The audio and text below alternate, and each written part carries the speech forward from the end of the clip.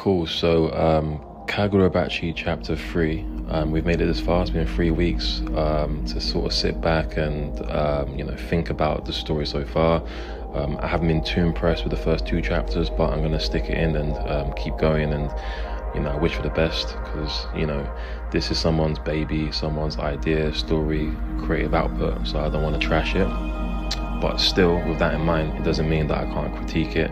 And with the critique, hopefully it will help the story improve. Of course, he's not going to A, probably understand what I'm saying, because he probably doesn't speak English, and B, doesn't know who I am. But still, I'll give my thoughts and ideas of the story so far. So chapter 3, basically the story's moving a bit more. There's a bit more world building, and we have more of an understanding of just the power system and different aspects of the world that we're in Tokyo. So at the start, we get a flashback to 3 years before the current time in the story, and Mr. Shiba, he meets someone called Hinawa, who is basically someone that gets jobs for sorcerers. Now, at this part, we realize that because people can carry katanas and they're dangerous, people need to level the playing field. So sorcerers, that's where they come into play. Personally, I feel like sorcery is a bit of an overkill to protect people from sword users, because it's not really fair. But we also see that there's more than 1,000 sorcerers in Tokyo, but it's assumingly not limited to Tokyo, because they mention how there's more than any other place in Japan. So that's pretty cool. So Hinao is basically the person that gets jobs for sorcerers to protect other people, such as Yakuza members, corporations, so on and so forth. So it feels as though sorcerers are there to help the upper class. And I'm curious as to who supports and helps people that aren't, privileged in this realm. So Mr. Shiba basically tries to get more information on the murder of Chihiro's father, who is Kunishige Rokuhira. And Hinawa obviously knows the news. She has a little peek and sees Chihiro, and she's a bit startled. Whatever, cool. Anyways, back to present day. There's another girl who is in the office or whatever that Hinawa is in. Her name is Shah, and I'm a bit confused as to why she's even there. I mean, obviously it's explained that she sees a sword with a cloud image on it, and at first Chihiro and Mr. Shiba, they don't really believe her, but it turns out that because she knew the detailing of the katana, she's probably got an idea of the truth, and she's probably not lying. So that's pretty cool.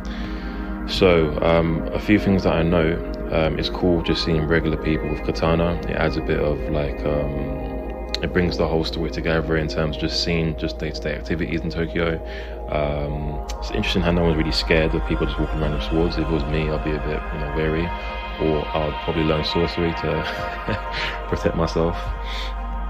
And so Chihiro, he takes Cha out for lunch because she's hungry, and I'm sure he wants to ask some more questions as she's a witness. One thing I noticed about this part of the story is how now Chihiro's characterization is starting to be fleshed out a bit more. Now I could see from before that he was seemingly the more level-headed person out of himself and his father, but I felt there wasn't much to him. But when he offered Cha to get some food, you can see that he's someone that cares about people. And then the next page after that happens, Mr. Shiba kind of touches upon the fact that that's his kind of character sort of trait, that he's the kind of person that looks after people, such as his dad back in the day. That's what he's good at doing.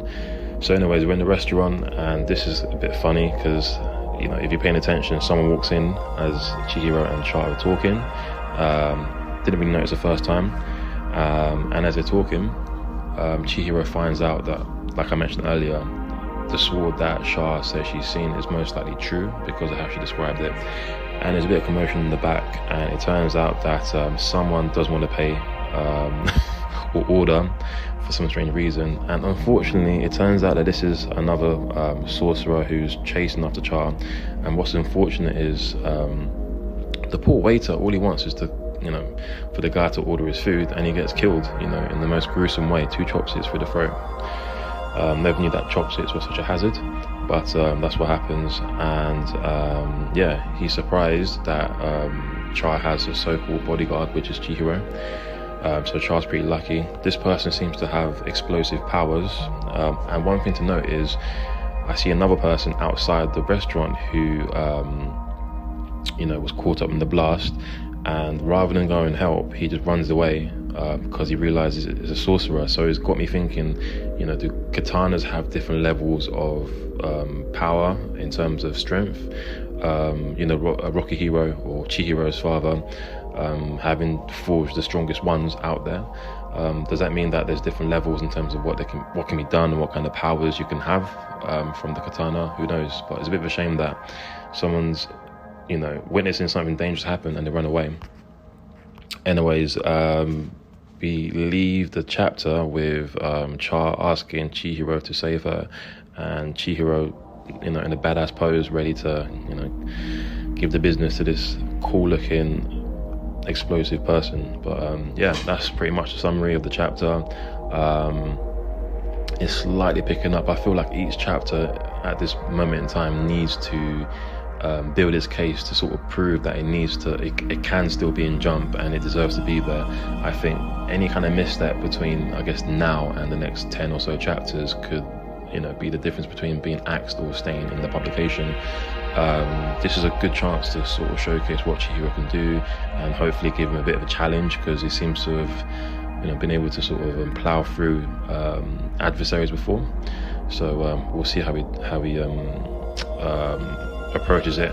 It'll be quite a good battle, because obviously this person, Char, she's in danger, she's been captured, and this person has explosive powers. So I'm assuming that he can't be risky and jump in and attack. He's gonna have to use his magic, sorcery, and use his brain and keep a distance while still figuring out how to keep Char safe. So yeah, next chapter in theory should be really good, and I'm looking forward to it. Whether that lives up to my expectations, we'll find out next week, but there we go. Anyways, cheers for listening, I appreciate that, and I'm going to definitely do other reviews. I need to be a bit more organised, but I read many different stories, like I mentioned in my first video, One Piece, which wasn't released today, unfortunately, Sakamoto Days, Jujutsu Kaisen, so on and so forth. So yeah, expect more reviews, and catch you next time.